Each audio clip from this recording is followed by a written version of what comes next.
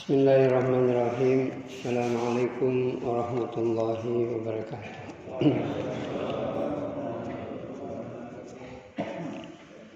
Alhamdulillahilladzi ahyana ba'dama amatana wa ilaihin nusyur. Asyhadu an la ilaha illallah huwal awwalu alladzi la syai'a qablah wa huwal akhiru alladzi la ghayata ba'dah. Huwa sadiqun fil wa'di adilun fil hukmi wa huwa rabita baina qulubina bi da'watil islam. Wa asyhadu anna sayyidina wa nabiyyana Muhammadan abduhu wa rasuluh alladzi ballagha risalah wa addal amanah wa nasahal ummah wa jahada fillahi haqqa jihadih. Allahumma salli ala hadan nabiyil karim wa ala alihi wa ashabihi wa man tabi'ahum bi ihsanin ila yaumiddin. A'udzu billahi as-sami'il 'alim minasy syaithanir rajim. Bismillahilladzi la yadurru ma'asmihi syai'un fil ardi wa la fis sama' wa huwas sami'ul 'alim. Alhamdulillah, hadirin jemaah subuh rahimakumullah. Berbahagialah manusia yang diberikan nikmat yang paling tinggi, yaitu nikmat iman dan nikmat sehat. Nikmat kesehatan ini sangat mahal harganya, dan ini selalu kita menyampaikan bahwa jagalah kesehatan itu, karena tidak ada yang kita bisa kerjakan kalau sehat ini terganggu. Kemudian yang paling penting selalu dipelihara ini adalah nikmat iman, dan inilah yang mestinya dikontrol setiap hari kita bangun. Dan untuk mengontrol iman ini Nabi tidak main-main. Nabi langsung mengajarkan doa kepada kita, dan itulah doa yang kita baca tadi, yaitu doa bangun tidur. Doanya ini kelihatannya sederhana, tetapi inilah doa yang kalau betul-betul dihayati dan diamalkan akan mengantarkan kita kepada ketenangan, kebahagiaan di hidup di dunia yang sementara ini dan di akhirat yang kekal abadi. Mari kita lihat secara sederhana ini doa, yaitu alhamdulillahilladzi ahyana ba'dama amatana wa ilaihin nusyur. Segala puji bagi Allah yang telah menghidupkan kita semua, menghidupkan saya, Bapak, ba'dama amatana, setelah mematikan saya, mematikan kami, wa ilaihin nusyur, dan kepadanya lah kami akan kembali. Doanya sebenarnya sederhana tapi perlu perenungan. Mungkin saya sudah pernah singgung di sini. Ini kalau ditanya anak-anak doa apa ini, pasti dia bilang doa bangun tidur, ya. Tetapi di sini tidak ada kata-kata bangun tidur. Yang ada di sini adalah doa hidup dan mati.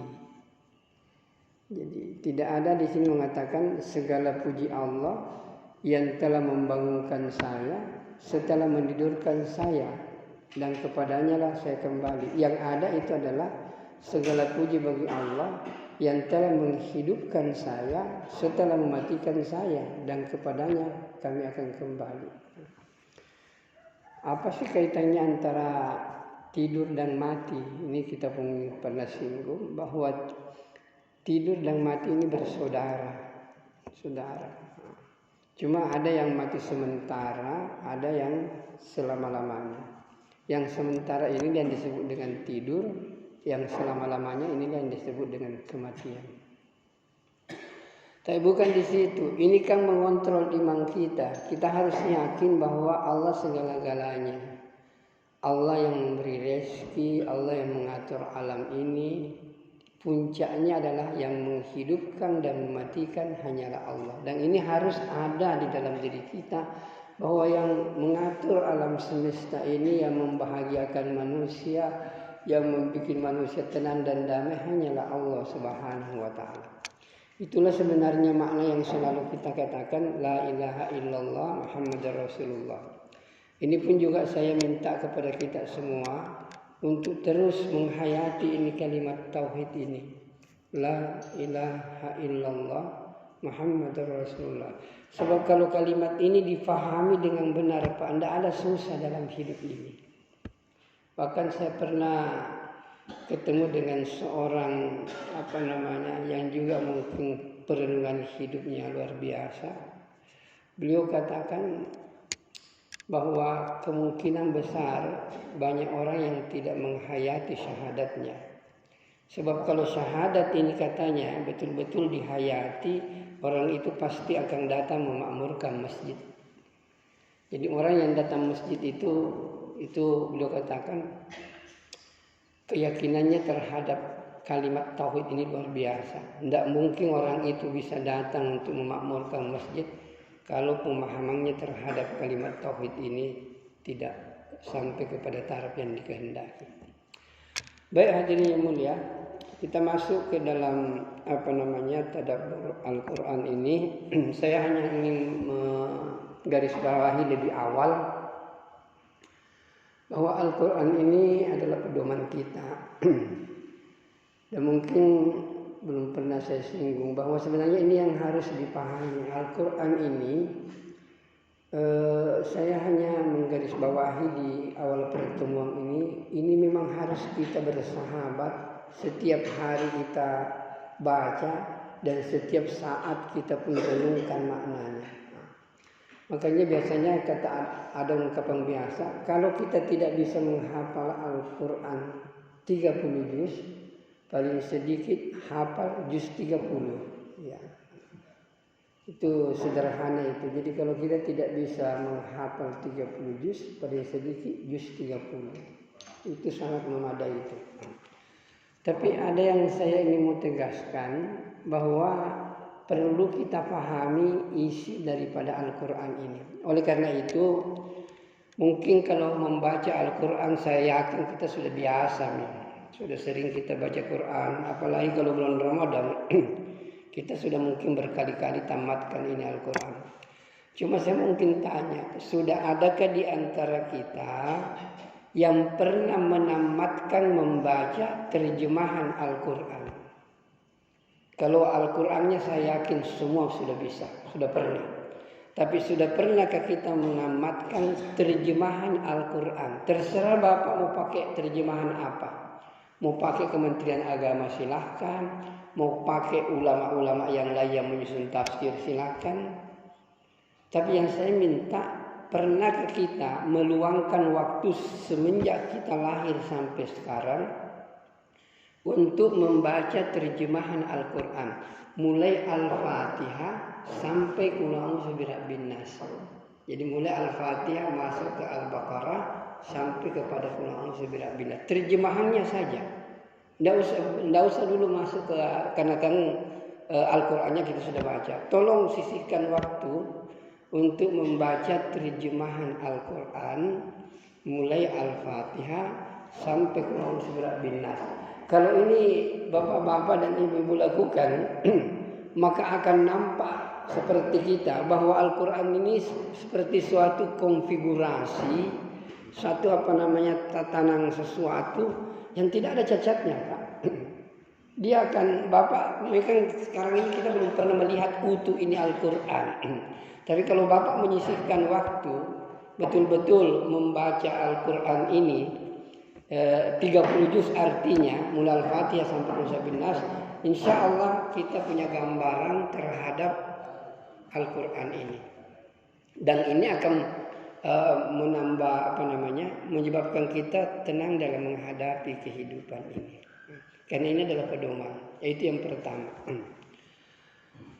Kemudian yang kedua, bahwa kebahagiaan kita ini terletak pada Al-Quran ini. Sejauh mana kita bergaul dengan Al-Quran, maka sejauh itulah pula kita akan bahagia. Karena ini adalah pedoman. Dan Al-Quran ini, kalau kita cermati lebih jauh, itu sebenarnya tuntunannya adalah bagaimana kita menggapai kehidupan akhirat yang luar biasa. Itu intinya. Jadi Al-Quran ini Allah turunkan tujuan utamanya agar manusia itu bahagia di akhirat nanti. Tetapi perlu dipahami bahwa siapa yang ingin berbahagia nanti di akhirat, yakin dan percaya orang itu pun juga di dunia ini pasti akan bahagia. Tidak mungkin orang itu Pak bisa bahagia di akhirat kalau di dunia tidak bahagia. Itu perlu dipahami sungguh-sungguh bahwa orang yang merasakan kebahagiaan di dunia, insya Allah kemungkinan besar dia akan merasakan kebahagiaan di akhirat. Tidak mungkin itu orang merasakan kebahagiaan nanti di akhirat kalau di dunia ini kita tidak rasakan itu. Saya biasa kasih contoh di sini. Bapak kalau mau ke Malino kan, Malino itu kan puncaknya itu bukan di Venus tapi di Kandre Avia itu kan di situ luar biasa dinginnya. Tapi sebelum sampai ke Kandre Avia itu Pak, itu belum sampai ke Venus itu sudah dingin itu. Cobalah bapak-bapak kalau naik ke Malino, kasih keluar tangan ketika sudah melewati bintang Venus itu sudah dingin. Apalagi kalau sampai di Kandre Avia itu luar biasa dinginnya. Jadi ini menunjukkan bahwa sebelum kita sampai ke tempat yang sejuk, kita sudah sejuk. Itu sudah rumus. Sebelum kita sampai ke tempat yang sejuk pasti sejuk Pak. Dan sebelum kita sampai ke tempat yang panas itu sudah panas. Saya masih ingat kalau kita mungkin di sini ada yang pernah ke Pomala. Pomala itu aneka tambang. Mungkin kalau lebih dekat di sini Pak di Sementona itu pabrik untuk membakar itu batu menjadi semen, apalagi yang di tempat di sana membakar tanah menjadi tembaga. Itu luar biasa Pak, radiusnya sudah berpuluh-puluh meter, beratus meter itu sudah panas itu. Sebelum sampai ke tempat yang panas itu sudah panas. Ini menunjukkan bahwa sebelum sampai ke neraka yang menderita itu pasti di dunia sudah tidak enak juga.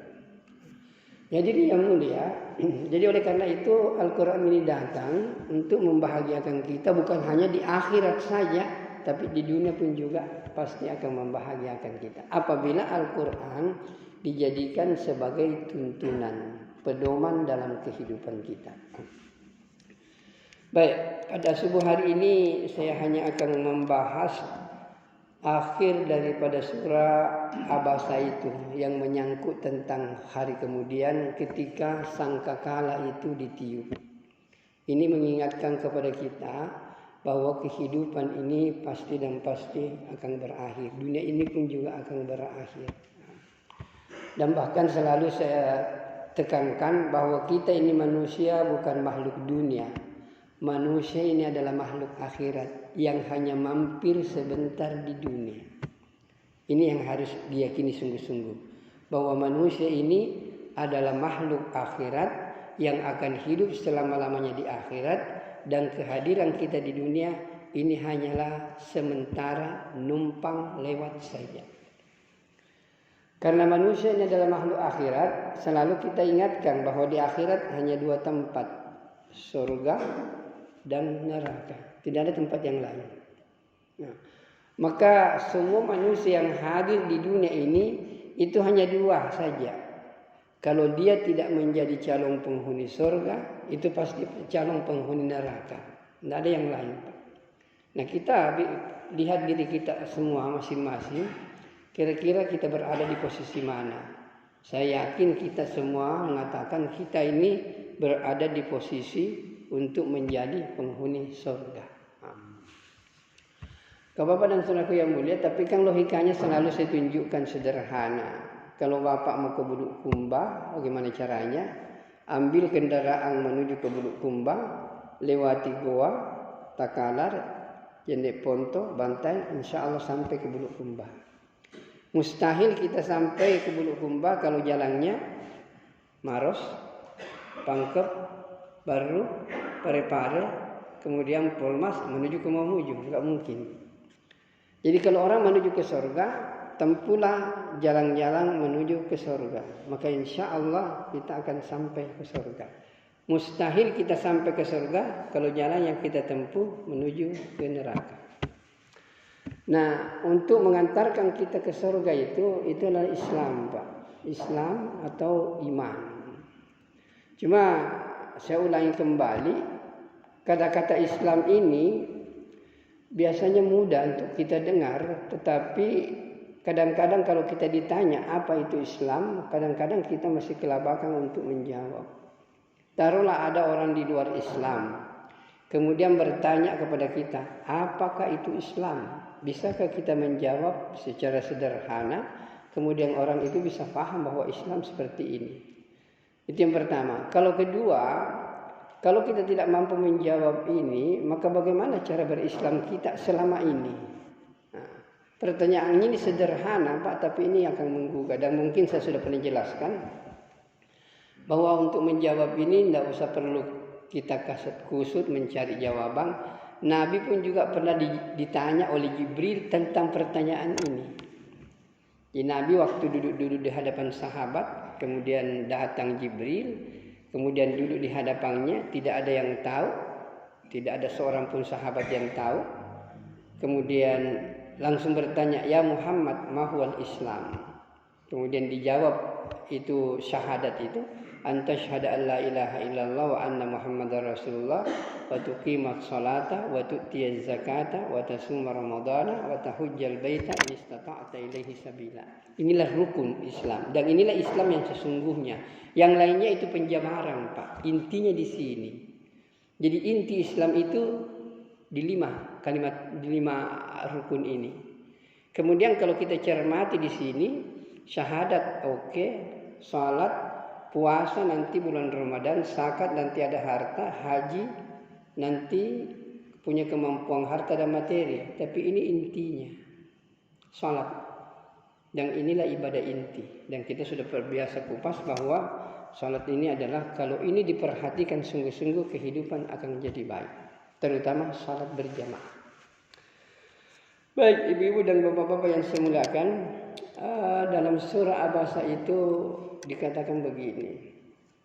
Fa idza ja'atis shahah yauma yafirrul mar'u min akhihi wa ummihi wa abi wa sahibatihi wa baniha.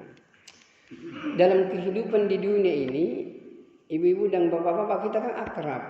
Kita punya teman, kita punya sahabat, kita punya ibu, kita punya bapak, kita punya anak, kita punya istri. Ini adalah orang-orang yang akrab dengan kita. Orang-orang yang dekat dengan kita. Tiap hari kita bergaul. Tapi coba cermati ayat Al-Quran itu. Ketika datang tiupan sangkakala itu, hari kiamat sudah datang, maka orang-orang itu lari. Bayangkan kalau masih jalan-jalan Pak tidak apa-apa. Tapi kalau lari. Gimana kalau seorang lari dari anaknya, lari dari istrinya, lari dari bapaknya, lari dari ibunya, lari dari saudaranya. Dan bahkan kalau kita lihat secara sederhana, kan di akhirat itu memang ada yang mengatakan timbangan amal ini. Apabila timbangan amal kebaikan ini lebih berat, alhamdulillah surga Pak. Tapi kalau timbangan buruk ini adalah lebih berat, sudah neraka itu. Cuma masalahnya kira-kira bapak-bapak, kalau saya itu bukan hanya timbangan lebih berat, draw saja susah Pak. Kalau amal kita nanti di akhirat itu draw, 50% baik, 50% buruk, kita hanya butuh satu saja. Kemana kita bisa minta? Minta kepada bapak, minta kepada ibu, kepada ustaz kita, kepada teman kita, tidak ada lagi bantuan. Jadi oleh karena itu, ini ayat mengingatkan kepada kita bahwa di akhirat itu kita akan bertanggung jawab secara sendiri-sendiri. Tidak ada lagi di sana pertanggungjawaban terhadap minta bantuan kepada bapak. Kalau di dunia ini kan bisa Pak. Kalau kita bermasalah, bapak tolong. ibu tolong, teman tolong. Tetapi kalau di akhirat bermasalah, karena semua orang di akhirat akan bermasalah, Pak. Orang bermasalah semua. Jadi oleh karena itu ini yang harus menjadi perhatian bagi kita, bahwa nanti di sana itu tidak ada lagi tidak ada lagi saling membantu di antara orang. Itu secara umum. Nanti kalau ada secara spesifik itu lain persoalan, karena ada yang namanya umum dan ada namanya kebijaksanaan yang Allah berikan kepada orang-orang tertentu. Hadirin yang dimuliakan oleh Allah, mari kita kaitkan dengan sebuah hadis. Hadis ini pun juga pendek, sangat pendek ini hadis. Tetapi begitu pentingnya ini hadis qudsi ini. Itu Allah mengutus langsung Jibril alaihi salam untuk bertemu dengan Rasulullah dan hanya menyampaikan 3 kalimat pendek ini. Jadi yang pertama itu Jibril menyampaikan isma syi'ta fa innaka mayyitun. Wahai Muhammad, hiduplah engkau di dunia dan sampaikan kepada semua manusia bahwa hiduplah di dunia ini, terserah Anda mau hidup bagaimana, silahkan Anda bebas, tetapi diingatkan fa innaka mayyitun. Sesungguhnya orang yang hidup itu akan berakhir dengan kematian. Dan hadirin yang mulia, justru enak itu, Pak. Jadi kalau kematian selalu kita ingat, kita akan terasa nikmat dalam kehidupan ini. Kalau selalu kita mengingat terhadap kematian. Bahkan dalam perbincangan beberapa teman, termasuk kita lihat pada kajian-kajian sekarang ini, itu dikatakan puncak pemahaman seseorang terhadap Islam itu bisa dikatakan kalau orang itu sudah siap meninggal kapan dan dimanapun. Jadi saya ini ulangi, Pak. Konsekuensi kita beragama ini itu adalah suatu kenikmatan yang Allah berikan kepada kita, yaitu siap untuk meninggalkan dunia ini kapan dan dimanapun. Kalau Bapak sudah sampai kepada keyakinan ini, sudah siap untuk meninggal kapan dan dimanapun, kira-kira ada nggak susah dalam kehidupan? Tidak ada, Pak. Jadi kalau orang sudah betul-betul mempersiapkan dirinya untuk kematian ini, nggak ada, Pak, yang susah dalam kehidupan. Cuma persoalannya memang kan sudah pernah saya bahas di sini ya, kayaknya waktu di Ramadan, bahwa orang yang tidak punya rencana dalam kehidupan ini memang tidak siap, Pak. Tapi orang yang punya rencana dalam hidup ini, dia menata hidupnya dengan baik. Orang ini tidak ada, Pak, kekhawatiran untuk dan saya katakan dia akan siap hidup meninggal kapan dan dimanapun. Itu konsekuensi kita. Nah biasanya orang takut ini karena tidak menata hidupnya, tidak muhasabah. Dalam istilah agama itu tidak muhasabah. Kalau tidak muhasabah ini, Pak, memang kita agak susah ini. Nah, mungkin saya masuk sedikit di sini. Bagaimana caranya muhasabah itu? Mungkin saya pernah singgung secara sederhana. Orang harus punya rencana hidup. Kalau orang itu tidak punya rencana hidup, dia akan terombang-ambing, Pak. Tapi kalau sudah akan rencana hidup, jangankan ketemu dengan siapa, ketemu dengan Allah itu bahagia. Ketemu dengan malaikat maut itu tidak takut lagi, Pak. Kalau punya rencana hidup. Dan rencananya sederhana. Inilah yang disebut dengan muhasabah. Saya tunjukkan begini secara sederhana. Mudah-mudahan kita sudah punya semua itu. Saya kan pernah mengatakan sederhana begini. Orang yang punya rencana dalam kehidupannya itu, apa yang kita mau capai? Saya sudah garis bawahi tadi untuk kepentingan akhirat. Nah sekarang bapak-bapak dan ibu-ibu sudah ada rencana yang kita bikin. Contohnya begini. Kita bikinkan kalau di komputer itu gampang sekali, Pak. Paling 2 menit, 3 menit sudah selesai itu. Apalagi kalau kita masuk di Excel, bikin berapa kolom itu? 1. Ya 31 kolom lah. Atau ke 32. Kolom pertama itu angka 1, 2, 3, 4, 5, 6 sampai kapan saja. Kemudian kolom kedua itu tulis daftar keinginan. Apa yang Bapak inginkan untuk diri Bapak. Kemudian tanggal 1 sampai tanggal 31 adalah kolom kontrol. Dan itu enak sekali Bapak-Bapak kalau Bapak bikin seperti ini. Nah, apa daftar keinginan kita untuk enak menghadapi kematian itu? Tentu yang pertama, kita tulis di situ yang paling penting dalam kehidupan kita. Menjaga salat ini dengan berjamaah. Tulis nomor 1, salat berjamaah. Kalau Bapak mau perinci lebih bagus lagi. Berjamaah lohor, berjamaah asar, berjamaah maghrib, berjamaah isya, berjamaah subuh. Kemudian yang kedua selanjutnya tulis membaca Al-Quran setiap hari. Kemudian mungkin bersedekah. Berapapun keinginan di sini tulis semuanya. Salat berjamaah, salat duha, salat tahajud, salat isra. Kemudian mau jujur, tidak mau bohong, tersenyum kepada orang. Berapapun yang Bapak inginkan tulis semua di sini. Nanti setiap malam menjelang kita tidur, ambil itu lembaran Pak, checklist. Lohor alhamdulillah, asar alhamdulillah, maghrib alhamdulillah. Itu akan nampak itu. Isya tidak, subuh saya tidur. Kemudian baca Quran tidak.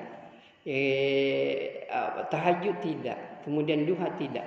Nah, suatu saat Bapak-bapak, ini lembaran kita periksa.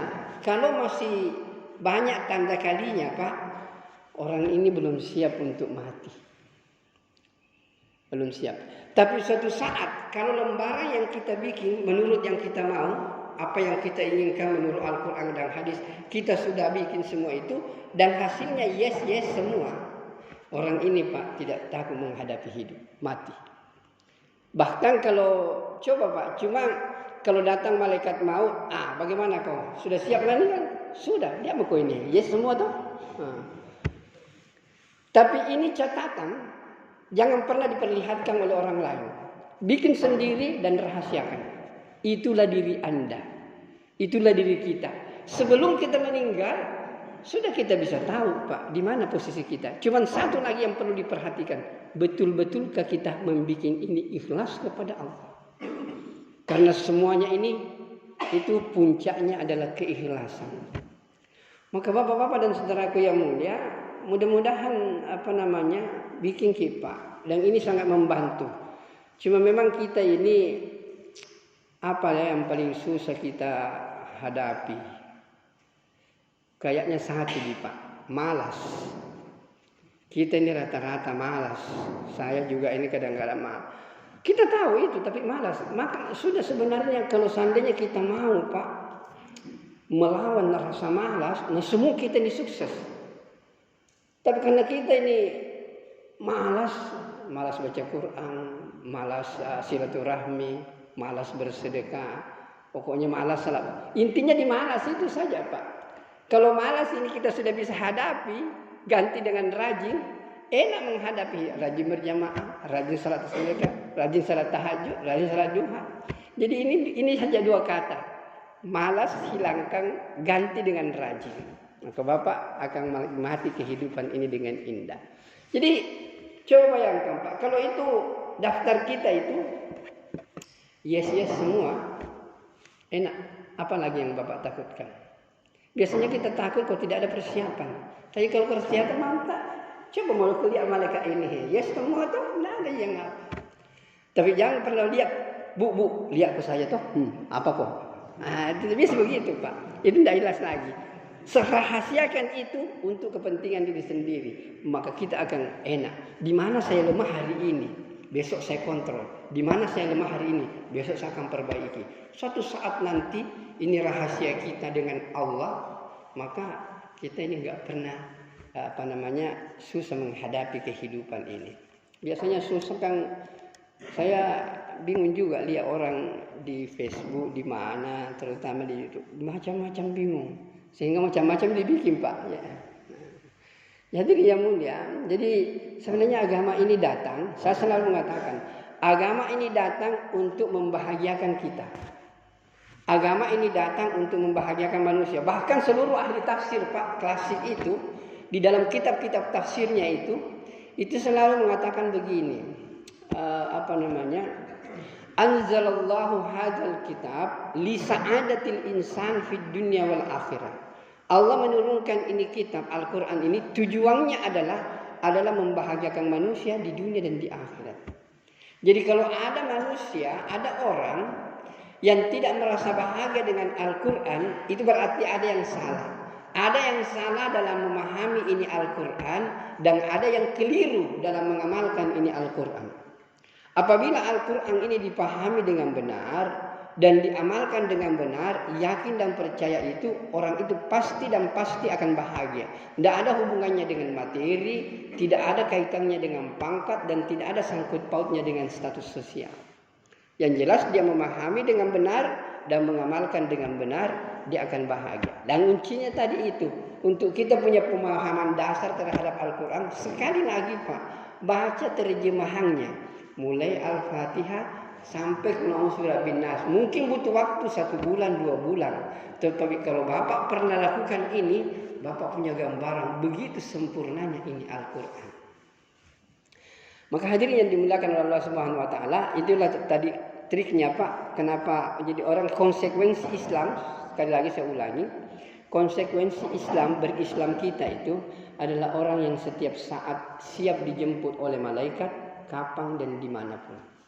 Dan bagaimana kita sampai kepada kesimpulan ini, bikin program kerja setiap orang. Kemudian capailah program itu, maka Bapak akan siap setiap saat untuk menghadapi perjalanan ke akhirat. Hadirin yang dimuliakan oleh Allah Subhanahu wa taala. Jadi itu tadi peringatannya, isma syitta fa innaka mayyitun. Wahbib ma syitta fa innaka mufariquhu. Tapi yang pertengahannya sebenarnya wa'mal ma syitta fa innaka majziyun bihi. Berbuatlah apa yang kamu perbuat. Ini peringatan kepada kita semua. Tetapi semua perbuatan itu akan diminta pertanggungjawaban oleh Allah Pak. Apapun yang ibu-ibu dan bapak-bapak perbuat, mulai dari balik sampai sekarang, sampai meninggal dunia, jangan kira Pak tidak dipertanggungjawabkan. Semuanya akan diminta pertanggungjawaban oleh Allah. Bahkan ketika kau berkata begini, kenapa kau berkata begitu? Nah bukan satu Pak, banyak orang yang malaikat yang tanya nanti. Jadi catatan amal sudah ada, semua yang kita kerjakan. Jadi semenjak kita balik itu sudah shooting terus itu Pak, tidak pernah lagi berhenti. Dan bukan YouTube itu Pak, bukan. Itu shooting terus tidak pernah. Dan hebatnya lagi shootingan seseorang itu di akhirat, kemana wajahnya dia hadapkan, di situ ada dirinya. Kenapa jelek saya di sini? Melihat ke sini ada lagi di situ. Tunduk begini, ada lagi di bawah. Begini, ada lagi. Tidak ada. Begitu hebatnya yang namanya syutingan dari Allah. Dan sejak kita balik sampai kita meninggal dunia, itu ada catatannya semua. Tidak mungkin malaikat Pak salah tulis itu. Cuma malaikat tidak tahu, satu kalau saya itu. Malaikat tidak tahu tentang apakah ini berbuat karena Allah atau bukan. Karena itu yang namanya ikhlas tidak ada yang tahu. Jangankan Pak malaikat, diri kita saja tidak tahu itu. Betulkah itu untuk Allah atau tidak? Dan itu ada hadisnya. Ada hadisnya ketika ada orang yang maju ke medan perang. Dia menganggap dirinya sudah betul-betul syahid. Kemudian diperlihatkan surganya. Kemudian ditanya, untuk apa kau maju ke medan perang? Dia bilang, saya maju untuk memperjuangkan Islam. Dia bilang, kau bohong. Allah sendiri yang katakan kau bohong. Kau hanya maju karena kamu dibilang pemberani. Padahal di dalam hati kecilnya gitu Pak. Dia tidak ucapkan apa-apa. Dalam hati kecilnya, saya memang jago, maju ke medan perang, dilihat oleh orang. Tidak ada orang tahu. Semua orang mengatakan, wah mati syahid dia. Di hadapan Allah dia bilang kau bohong. Niatmu salah. Padahal mungkin dalam hati kecilnya dia mengatakan maju. Begitupun juga yang kedua. Ada orang yang di mana-mana Pak punya uang banyak, di mana-mana pesantren dia bangun, masjid dia bangun, kemudian semuanya bangun. Nah, tapi di dalam hatinya ada, memang saya bagus ini. Tapi tidak ada orang yang tahu, dia sendiri saja yang tahu bahwa saya memang ini bagus ini, dan tidak pernah diucapkan kepada orang. Nampaknya memang bagus luar biasa. Orang sudah sepakat. Oh, ini orang bapak penghuni surga, luar biasa, di mana-mana membantu. Dan tidak pernah dinampakkan bahwa ada keinginan untuk dipuji saja, tidak ada. Tapi di akhirat ketika ditanya, untuk apa kau lakukan? Saya bilang untuk engkau ya Allah. Allah katakan kau bohong. Bayangkan Pak, jadi yang namanya keikhlasan itu tidak ada yang tahu. Jangankan malaikat, kita sendiri tidak tahu apa betul-betul kita ikhlas kepada Allah. Jadi kalau orang mengatakan ikhlas, tidak ikhlas itu Pak. Ikhlaskah ini Pak kasih? Tidak itu. Ikhlas itu Pak pasti dirahasiakan. Apalagi kalau bilang itu yang tadi malam itu sumbangan 4 juta. Saya dia bilang saya, tapi itu rumahku itu. Nomor blok sekian, nomor sekian, rumahku itu. Berarti maksudnya iya. Tapi orang ini maksudnya di dalam hadis ini dikatakan betul-betul kalau menurut dia sudah sesuai dengan yang Allah kehendaki. Tapi di dalam hati kecilnya ada keinginan untuk dipuji dan dihormati. Allah katakan kau dusta. Bayangkan. Kemudian yang ketiga yang masuk itu maju ke medan perang itu. Maju medan perang, ada orang kaya. Kemudian seorang penghafal Quran, ustaz, kiai, ulama, cendekiawan, di mana-mana dia tampil. Mungkin seperti kita, saya ini datang, kemudian memberikan ceramah. Kalau di dalam hati ada, semua dibilang hebat, hancurlah ini amal. Jadi betul-betul dan ini ikhlas Pak, betul-betul dikontrol dan dijaga. Dan ini, tapi kalau betul-betul kita mengontrol dan tidak bisa, kita sudah angkat tangan. Tapi Allah pasti. Orang yang berusaha untuk betul-betul ikhlas kepada Allah. Kemudian belum sampai kepada taraf yang dikehendaki. Tapi dia berusaha terus. Maka Allah akan membangkitkan di hari kemudian bersama orang-orang yang ikhlas. Berusahalah Pak, berusahalah. Makanya kalau saya sederhana saja. Ketika seseorang itu Pak tidak mau lagi dipuji. Alangkah indahnya hidup ini. Itu kunci Pak. Ketika bapak, ibu tidak mau lagi dipuji dalam kehidupan, maka yakin dan percaya Anda sudah selangkah lagi menikmati kehidupan yang luar biasa. Karena inilah yang saya selalu garis bawahi, bahwa pujian sanjungan itu adalah sumber malapetaka. Baik, saya singgung sedikit. Mudah-mudahan karena ini kan setelah kita Ramadan, kita baru kajian kalau saya di sini. Ya hadirin yang mulia, coba kalau jumpa dengan orang, apa yang kita ucapkan? Gimana kabar Pak? Alhamdulillah. Itu kata-kata alhamdulillah mudah sekali diucapkan. Tetapi disinilah inti kehidupan. Kalau kita tempatkan kata-kata satu ini saja, alhamdulillah, dan Bapak amalkan ini satu perkataan, saya yakin Bapak akan tenang, damai dalam kehidupan ini. Apa maksudnya alhamdulillah Pak? Segala puji itu hanya milik Allah. Alhamdulillahi Rabbil Alamin. Ayat dalam Al-Quran setelah Bismillah, Al-Fatihah itu. Alhamdulillahi, segala puji hanya milik Allah. Dan ketika kita tahiyat, at-tahiyatu mubarakatuh, salawatu, thayyibatu lillah. Semuanya itu untuk Allah. Dan kalau ini kita tempatkan Pak dalam posisi yang sesungguhnya, tidak ada lagi susah itu. Yang biasanya bikin susah orang itu kalau ada keinginan untuk dihormati sedikit pun juga. Dan ini adalah sumber malapetaka Pak. Kalau ada keinginan untuk dihormati, mau dipuji, mau disanjung, memang ini kelihatannya mudah diucapkan. Berat itu pengamalannya Pak. Berat. Karena yang namanya manusia ada keinginan untuk dihormati, dipuji, disanjung. Pokoknya kalau Bapak lihat gambar-gambar ditempel di mana-mana, ada maunya itu, ada maunya. Tidak mungkin dia tempel gambar tidak ada maunya Pak, itu pasti. Saya suatu saat Bapak temukan gambarku, pasti ada mauku itu. Jadi Bapak dan saudaraku yang mulia, saya hanya memberikan contoh sederhana begini. Coba tinggalkan rumah. Bapak tinggalkan rumah dengan posisi hati tidak mau dihormati, tidak mau disanjung, tidak mau dipuji. Enak itu Pak. Ada hormat, alhamdulillah. Tidak hormat, tidak peduli biasa aja. Dan pakaiannya pun sederhana Pak, tidak mahal. Pakai apa adanya yang kita mampu beli, tidak dicicil lagi Pak. Pakailah itu. Ada yang hormat, alhamdulillah. Tidak ada hormat, tidak apa-apa Pak. Enak itu. Kalau punya kendaraan yang kadang sering mogok, pakai itu saja, tidak apa-apa. Kalau mogok, dorong saja. Iya. Kalau mogok lagi kasih masuk bengkel, ada kan jenjang itu. Mogok lagi, tidak apa-apa. Ini milik saya. Daripada beli mobil yang mahal, wih, hebat mobilku. Dalam hatinya apa hebat? Aku cicil ini. Coba tanya orang yang cicil-cicil, Pak. Enak gak hidupnya? Susah itu, Pak. Kalau tanggal baru itu masih enak. Tapi kalau tanggal 30 nih, ya hadirin yang mulia. Kenapa? Karena kita ini mau dihormati, dipuji. Ini sumber malapetaka, Pak. Nah, coba Bapak.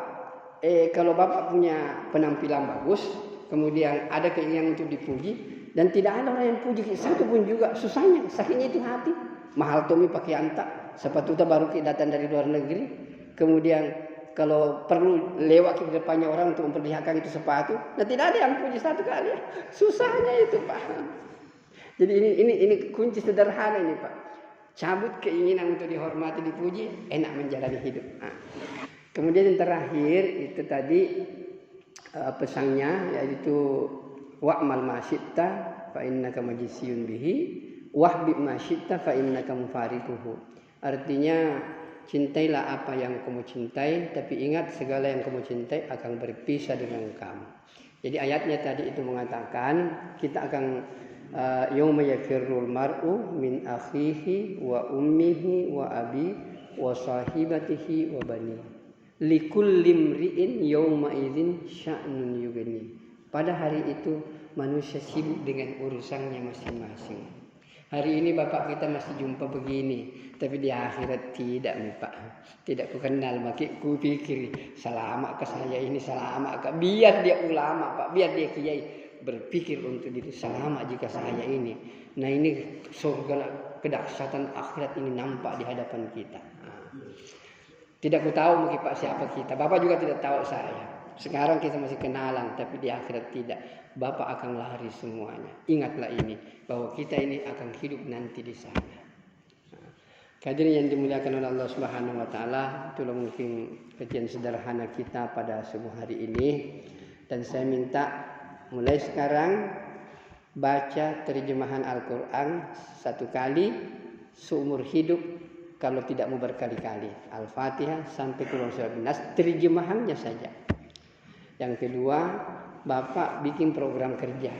Apa yang Bapak inginkan? Nomor 1 sampai nomor urut, daftar keinginan, checklist, tanggal 1, tanggal 31, setiap hari checklist. Bapak punya gambaran terang siapa diri kita yang sesungguhnya. Yang ketiga, ikhlas dalam apapun yang Anda kerjakan. Dan yang terakhir, jangan cabut keinginan dalam diri untuk dihargai, dihormati. Enak menjalani hidup. Dan itulah yang diajarkan oleh Islam. Saya pikir inilah yang bisa saya sampaikan pada subuh hari ini. Mudah-mudahan ada manfaatnya kepada diri saya dan kepada kita semua. Dan sampaikanlah kebenaran ini dimanapun kita berada. Baik, kita tutup dengan doa kafaraah majelis. Subhanakallahumma bihamdika asyhadu an la ilaha illa anta astaghfiruka wa atubu ilaik. Subhana rabbika rabbil izzati amma yasifun wa salamun alal mursalin alhamdulillahi rabbil alamin. Assalamualaikum warahmatullahi wabarakatuh.